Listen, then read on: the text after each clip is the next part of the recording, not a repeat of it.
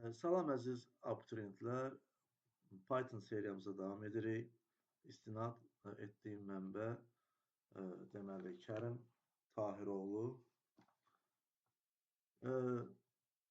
Bugünkü dərsimizin adı mənimsətmə operatoru olacaq. Əvvəlki dərslərimizdə biz mənimsətmə operatorunun adını çəkmişik. Yəni, ötən dərslərin videolarına baxsaq, mənimsətmə operatorundan danışmışam orada. Mənimsətmə operatoru deyəndə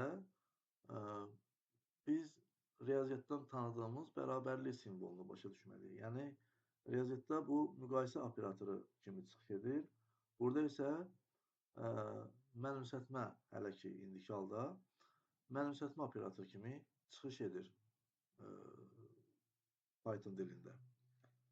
Deməli, bir misala baxaq. Deyək ki, bir A1 dəyişəni daxil edək və bu dəyişənə Azərbaycan qiymətini mənimsədək.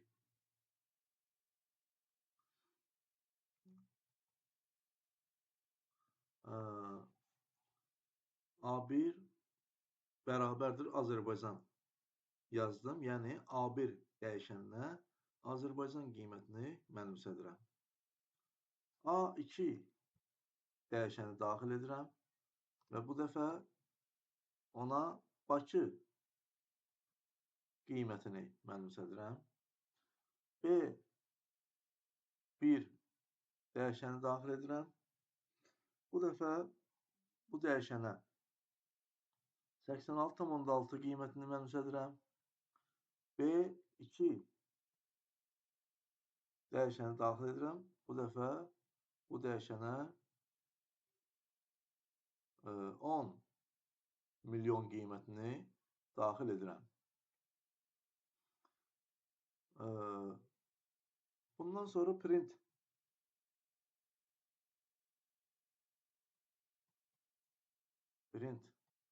A1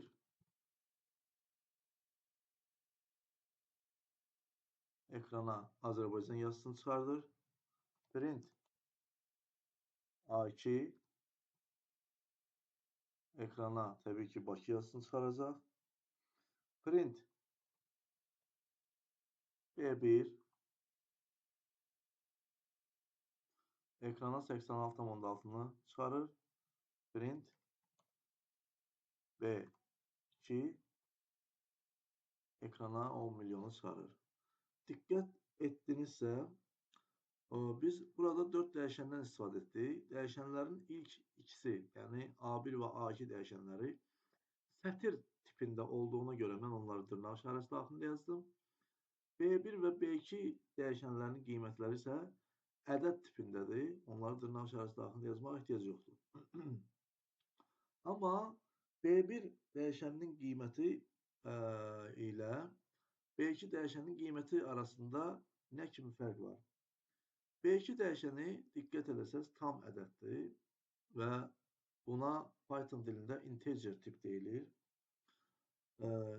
Biz onsuz da tiplər haqqında ayrıca video çəkəcəm inşallah. B1 dəyişəni isə həqiqi ədəd tipindədir.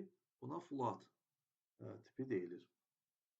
İndi bu bərabərlik simvolunun, bərabərlik, yəni mənimsətmə operatorunun solunda və sağında yer alan bu parametrlərə operandlar deyilir. Bərabərlik simvolunun solundakı operandlar dəyişənlər, sağındakı operandlar isə həmin dəyişənlərə mənimsədilən qiymətlər deyilir. İndi isə başqa bir misala baxaq. Deyək ki, bir yenə A dəyişəni daxil edirik və bu dəfə ona 15 qiymətini mənimsədirik. B dəyişənini daxil edirik və bu dəfə B-yə A qiymətini mənimsədirik. Bundan sonra print B əmrini vururam və 15 qiymətini ekrana çıxarır. Nə baş verdi? Deməli, diqqətlə baxsanız, A-ya mən 15 qiymətini mənimsətdim, bura qədər normal. B-yə A qiymətini mənimsətdim, amma dırnaq işarəsi daxilində yazmadım və print B yazaraq ekrana bir qiymət çıxartmağa nail oldum. Bəs niyə B-yə mənimsədilən A sətir tipində olduğu halda mən onu dırnaq işarəsi daxilində yazmadım? Ona görə ki, biz B-yə mənimsədildiyimiz qiymət özü bir dəyişəndir. Yəni biz B-yə A dəyişəninin özünü mənimsətmişik. Yəni burada artıq ona sətir tipi kimi baxmaq olmaz. Çünki A dəyişəni özü yuxarıda ona qiymət mənimsətmişik 15 və bu qiymət ədəd tipindədir. Demək ki, A dəyişəni özü artıq ədəd tipində olan bir dəyişəndir. Və biz B-yə A dəyişəninin özünü mənimsətdiyimiz üçün onu dırnaq daxilində yazmadıq. Çünki dırnaq daxilində yazsaydı, baxın gəlin, yenidən bir B yenidən bir B qiymətini B dəyişəni daxil edək və bu dəfə onun qiymətini dırnaq işarəsi daxilində A mənimsədək. Print B desək, ekrana A qiymətini çıxaracaq. Yəni, biz yuxarıda yazdığımız, bax, bu proqramla, bu kodla, aşağıda yazdığımız bu kodda B-nin qiymətləri arasında böyük fərq var. Yuxarıda B-nin qiyməti, yəni A dəyişəninin özüdür və A dəyişənin də qiyməti 15 olduğu üçün print B ekrana 15-i çıxarır.